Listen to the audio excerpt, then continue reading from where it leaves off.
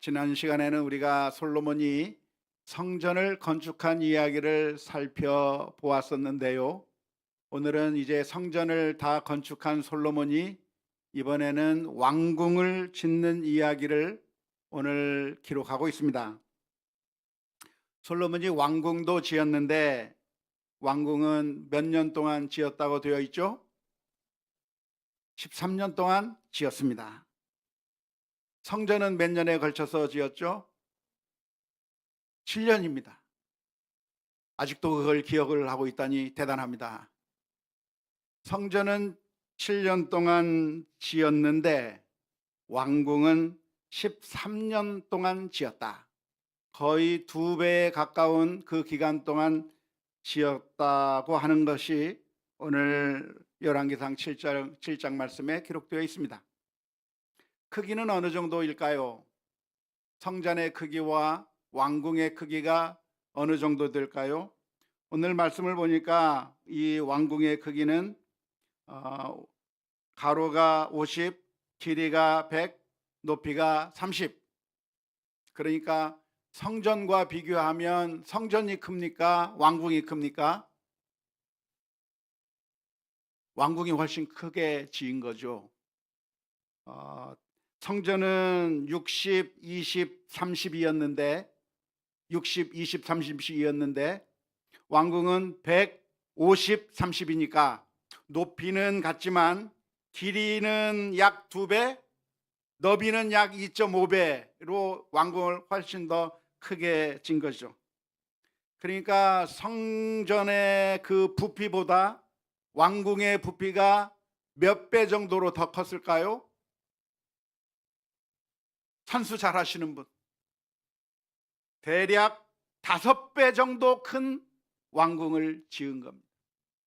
성전의 크기보다 왕궁의 크기가 들어가는 그 규모가 대략 5배 정도나 큰 왕궁을 지었다고 하는 게 오늘 본문의 말씀 가운데 기록되어 있는 것이죠.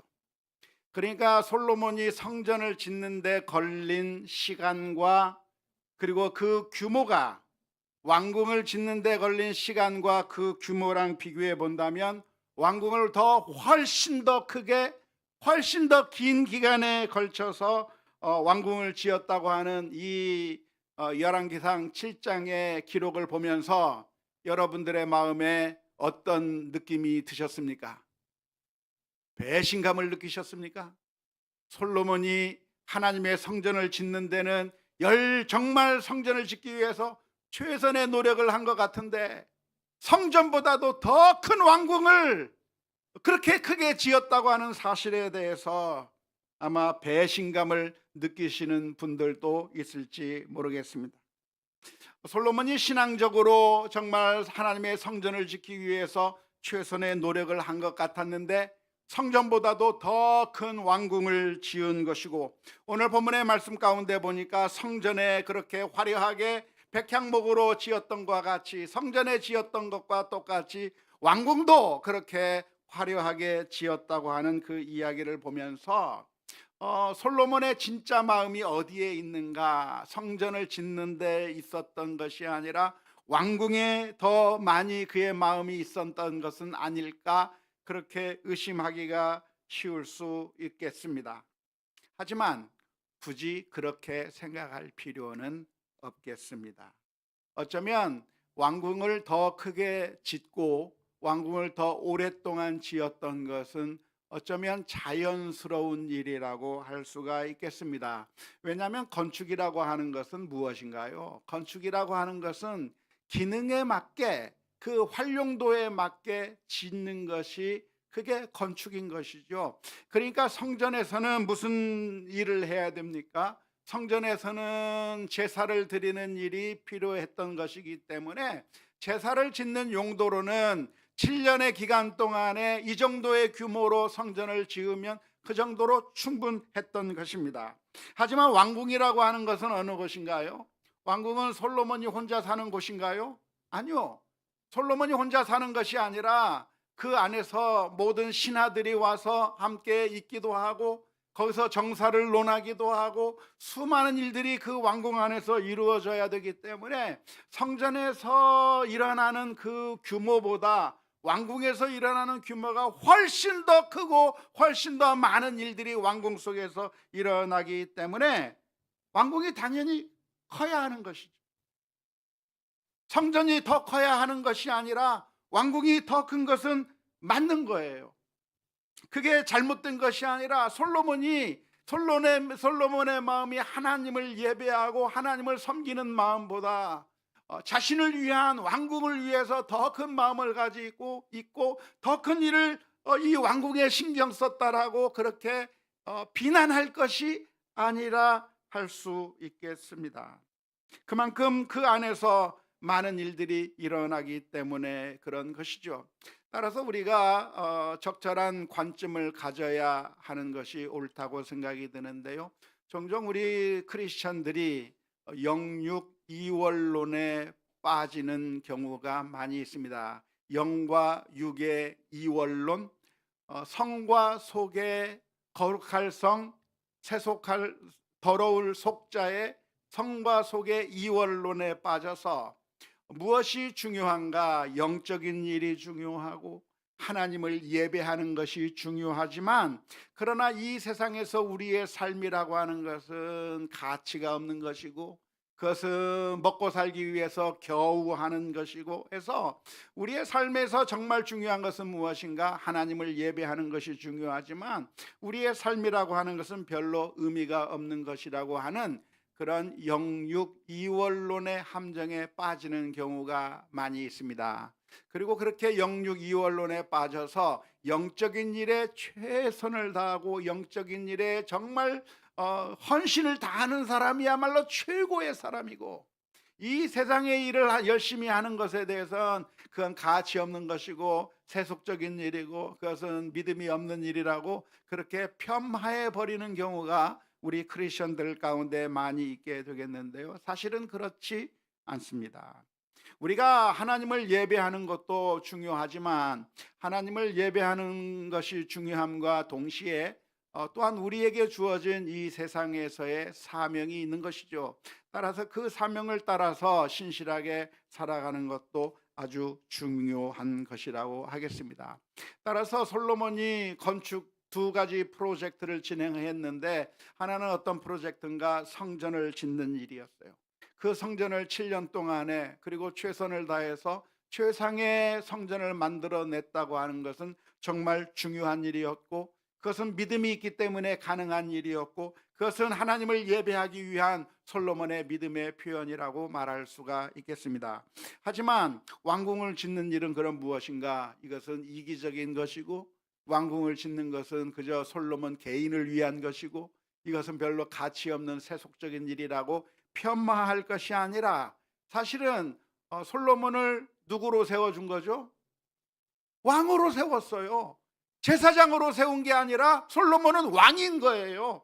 솔로몬이 하나님의 성전을 짓는 것도 중요했지만 솔로몬에게 있어서 그가 해야 될 일이 있다고 한다면 왕으로서의 사명을 감당하는 것이 그게 중요한 솔로몬의 사명이기 때문에 그 왕의 직분을 잘 감당하기 위해서 왕궁이라고 하는 것을 잘 지어놓고 그 안에서 신하들이 잘 모든 일들을 국사를 논하고 모든 것들을 다 정리해서 한 나라를 제대로 잘 다스리기 위한 그런 이 왕궁도 제대로 짓는 것은 아주 중요한 일이라고 하는 사실을 우리가 기억해야 될 줄로 믿습니다.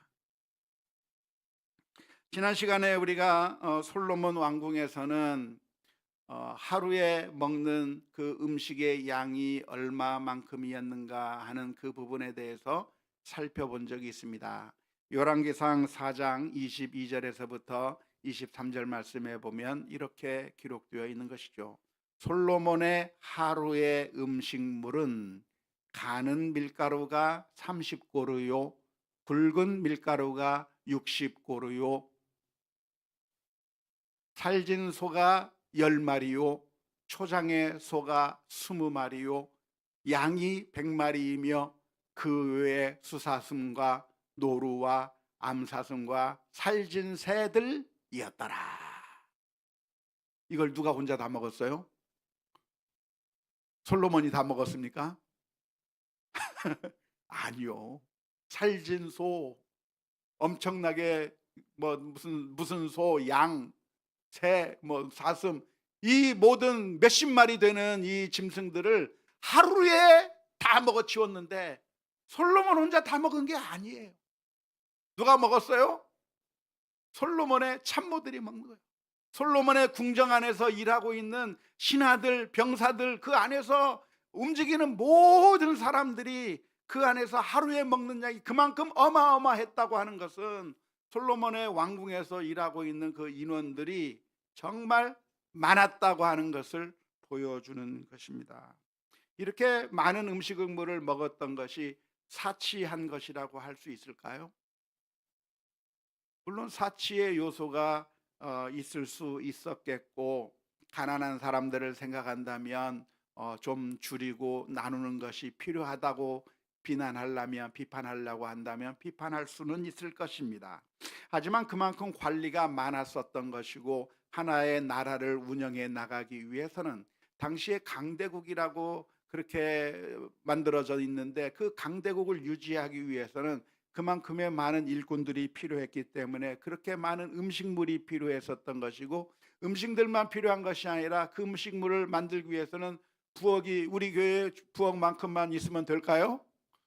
아니요. 부엌이 얼마만큼의 큰 부엌이 있어야 되겠을까요? 아마 우리 본당보다 더 큰 부엌이 있어야 되지 않았을까요? 더 큰 부엌이 있어서 수많은 사람들을 먹일 수 있는 그런 부엌도 있고 모든 시설들이 잘 갖추어져 있어야 하나의 나라를 다스릴 수가 있었을 것이라고 하는 것입니다. 그래서 그 모든 사람들을 움직여야 했던 것이죠.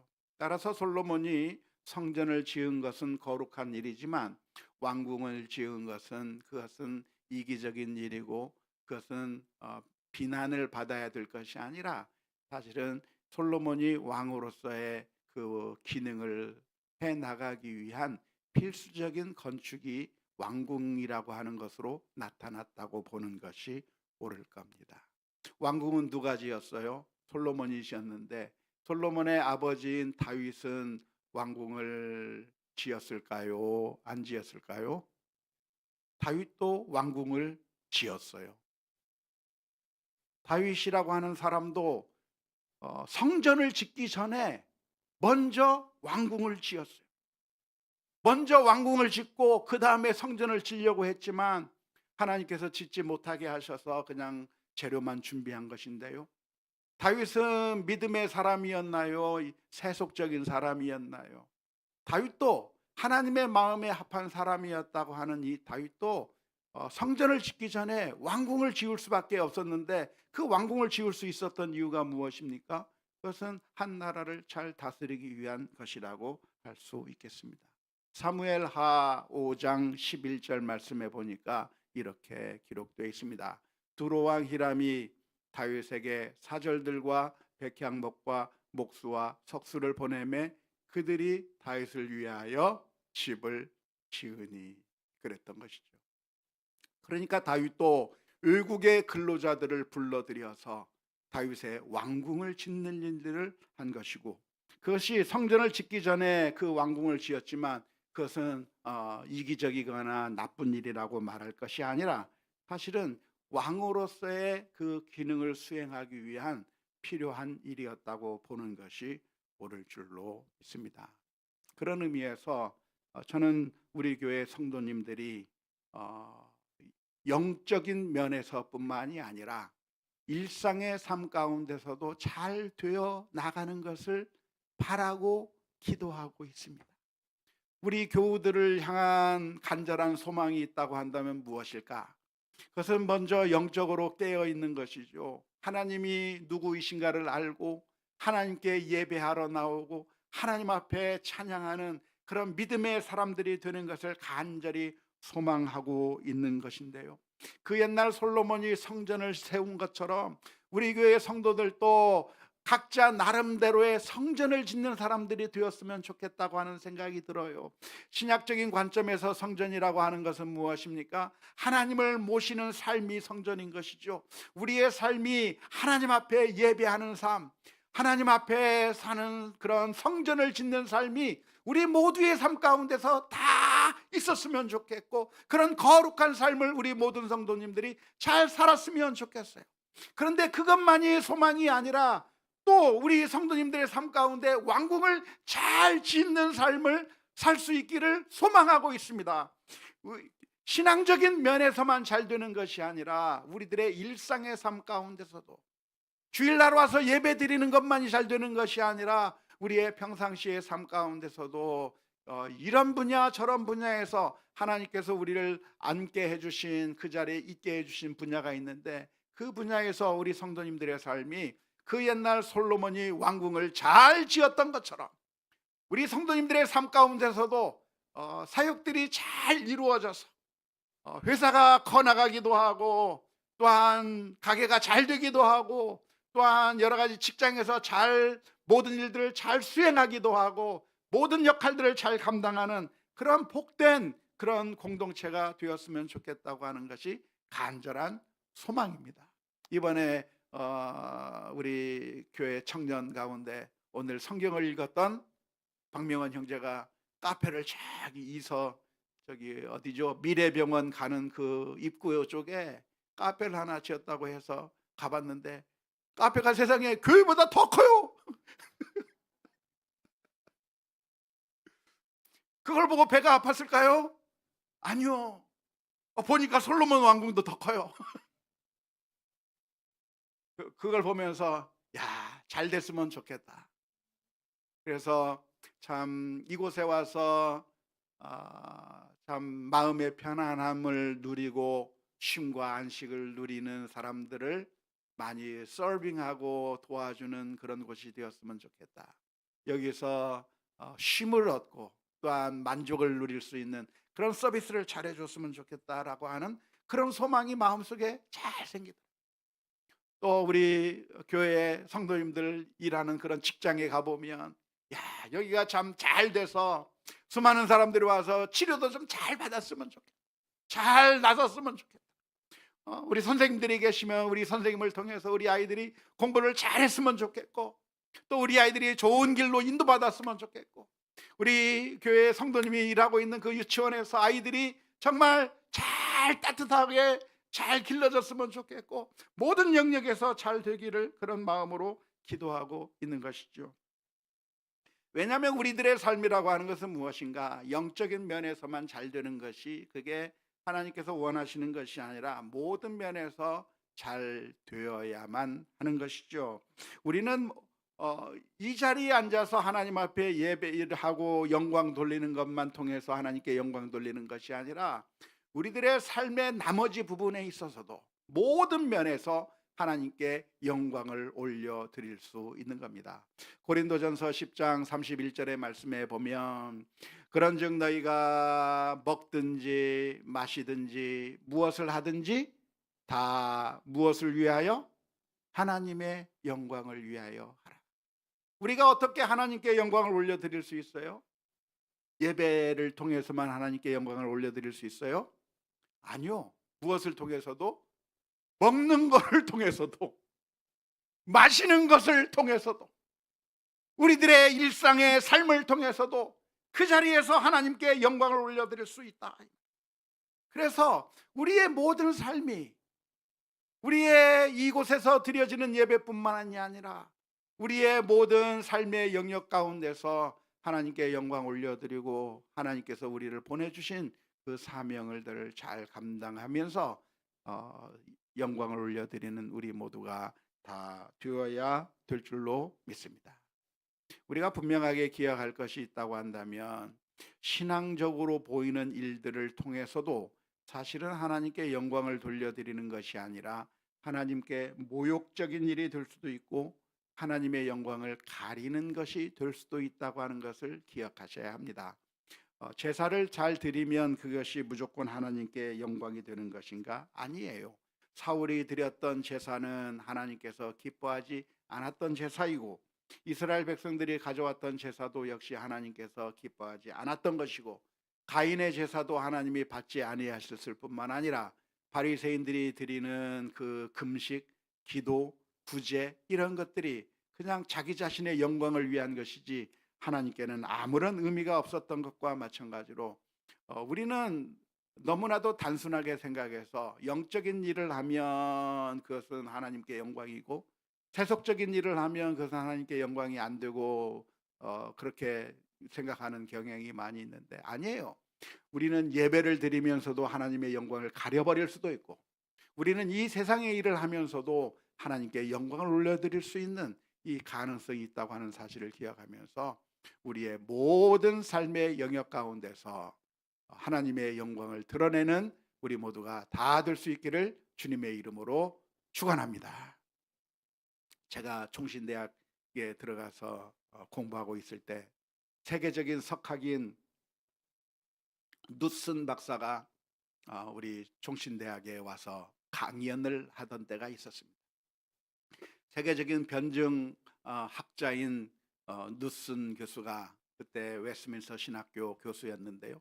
그분이 오셔서 학생들에게 강연을 쫙 하고 난 다음에 질문을 하라고 했습니다.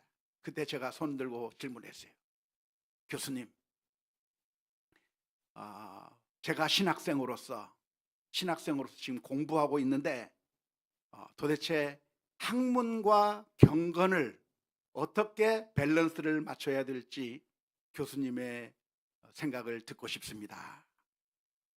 제가 던진 질문의 요지가 무엇이냐면, 내가 공부하는 학생인데 경건에 내가 열중한다고 한다면, 경건이라고 하는 것은 무엇일까요? 내가 예배를 드리고 기도하고 성경을 읽고 교회에서 봉사하고 하는 이런 영적인 일에 신경을 쓰게 된다고 한다면, 우리의 시간이라고 하는 것은 한정된 것인데, 이 한정된 시간 부분에서 내가 경건 분야에 열정을 내기 시작한다고 한다면 그만큼 경건이 아닌 학생으로서 공부해야 되는 그 시간이 줄어들 수밖에 없고, 그렇게 해서 공부하는 시간이 줄어들게 된다고 한다면 과연 내가 학생으로서 제대로 된 삶을 살고 있는가?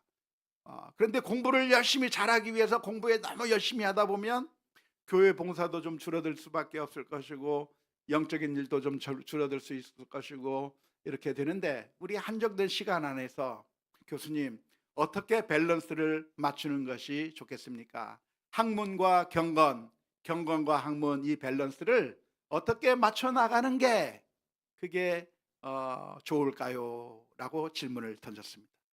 그랬더니 그 누슨 박사님께서 대답하기를 뭐라고 대답했냐면, 아주 놀라운 대답을 해 주신 것이죠. 뭐라고 대답을 해 줬냐면, 학문을 하는 것을 경건한 방법으로 하라는 거예요. 경건과 학문이 서로 상반된 게 아니라 내가 하는 그 학문의 영역을 하나님께서 기뻐하시는 경건의 방법으로 하라.